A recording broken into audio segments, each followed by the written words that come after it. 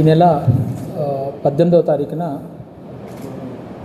గౌరవ ఎక్స్సీఎం గారు Rentapalla village Sattenapalli rural మండల్కి ఈ కొర్లకుంట నాగమల్లేశ్వరరావు గారి విగ్రహావిష్కరణకు రావడం జరుగుతుందని చెప్పి నిన్న సాయంత్రం సుమారు 4 గంటల ప్రాంతంలో సత్తెనపల్లి నియోజకవర్గ వైఎస్ఆర్సీపీ నియోజకవర్గ ఇన్ఛార్జ్ అయినటువంటి గజ్జల సుధీర్ భార్గవ్ రెడ్డి గారు మాకు ఒక రిక్విజిషన్ ఇవ్వడం జరిగింది.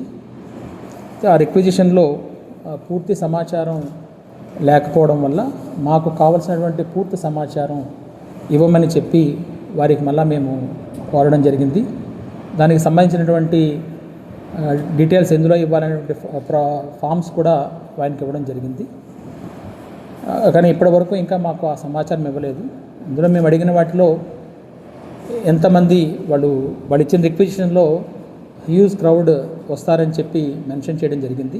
ఎంతమంది రావడానికి ఆస్కారం ఉంది, అక్కడ ఏ విధమైనటువంటి క్రౌడ్ ప్లానింగ్ చేస్తున్నారు, ఆ చుట్టూ ఉన్నటువంటి ఫీల్డ్స్ ఓపెన్ ఫీల్డ్స్ ఉన్నాయి కాబట్టి బ్యారికేడింగ్ అనేది ఏ విధంగా ఉంది, అట్లాగే ఈ 76 కిలోమీటర్స్ సుమారు తాడేపల్లి నుంచి ఈ ప్రపోజ్డ్ ప్లేస్కి ఉంది.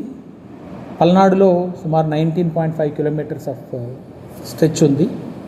ఈ లాంగ్ జర్నీ ఏ విధంగా చేస్తున్నారు, ఎవరెవరు ఈ ప్రోగ్రామ్ని పూర్తి బాధ్యత ఇక్కడ తీసుకుంటున్నారు, ఎన్ని వెహికల్స్ వచ్చే అవకాశం ఉంది, ఇటువంటి డీటెయిల్స్ అన్నీ కూడా అడగడం జరిగింది. వాటికి సంబంధించి ఇప్పటికింకా మాకు ఎటువంటి సమాచారం వాటి నుంచి రాలేదు. అయితే ఈ ప్రోగ్రామ్కి సంబంధించి సత్తెనపల్లి డిఎస్పీ గారు, కన్సర్న్ ఆఫీసర్స్ అందరూ కూడా ఆ ప్రదేశాన్ని కానీ మొత్తం ఏదైతే ప్రపోజ్డ్ రూట్ ఉందో అంతా కూడా వెరిఫై చేయడం జరిగింది. వెరిఫై చేసి కొన్ని ఏవైతే దీనికి సంబంధించి ఉన్నాయో వాటిని సబ్మిట్ చేయడం జరిగింది. వాటిలో భాగంగా మొట్టమొదటిగా సుమారు ఒక 76 కిలోమీటర్లు బై రోడ్ వస్తున్నారు. ఈ వచ్చేటప్పుడు ఉన్నటువంటి కార్యకర్తలు కానీ మిగతా వాళ్ళు కానీ ఎంతమంది వస్తారనేటువంటిది పూర్తి సమాచారాన్ని అందించలేదు.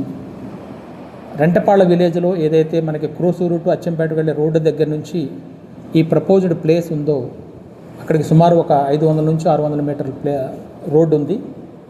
చాలా నేరోగా ఉంది. దట్టు అది ఒక 10 ఫీట్ మించి లేదు. అక్కడికి ఇంత క్రౌడ్తో వెళ్ళడం కానీ మళ్ళీ తిరిగి సేమ్ కాన్వాయ్ని అదే రూట్లో తీసుకురావడం కానీ, అక్కడ నుంచి ఎగ్జిట్ రూట్ కానీ, ఏదైతే ఇప్పుడు స్టాచ్యూ ఉందో దానికి 3 వైపులా కూడా ఓపెన్ ఫీల్డ్స్ ఉన్నాయి. ఆ ఓపెన్ ఫీల్డ్స్ అన్నీ కూడా కంప్లీట్గా క్రౌడ్ రావడానికి అవకాశం ఉంది.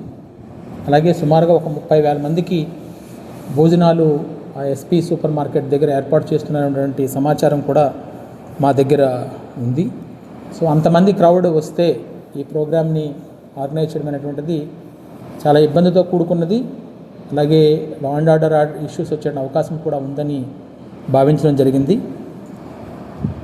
ఇందులో ఆ నేరో రోడ్లో వెళ్తున్నప్పుడు ఇంత క్రౌడ్ ఎక్కువైనప్పుడు స్టాంపేడ్ జరిగేటువంటి అవకాశాలు ఎక్కువగా ఉంటాయనేది ఒకటి తెలియజేస్తున్నాము. ట్రాఫిక్ కంజెషన్స్ 76 కిలోమీటర్స్ అని వస్తున్నప్పుడు, పర్టికులర్లీ 19.5 కిలోమీటర్స్ పల్నాడు డిస్ట్రిక్ట్లో ఈ స్ట్రెచ్లో వస్తున్నప్పుడు,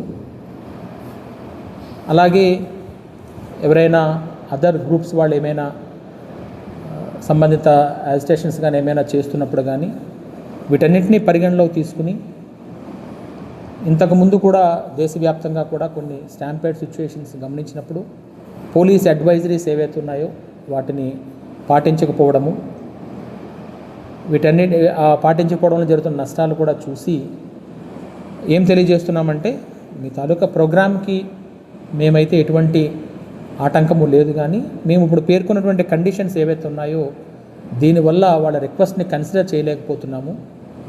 అయితే ఇప్పుడున్నటువంటి ఆ రోడ్డులోకి కాన్వాయ్తో పాటుగా, సెక్యూరిటీ కాన్వాయ్తో పాటుగా మరొక 3 వెహికల్స్ని, ఒక 100 మందిని అలౌ చేయడానికి మాకు ఎటువంటి అభ్యంతరం లేదు. ఆ విధంగా అయితే చేయగలుగుతాము.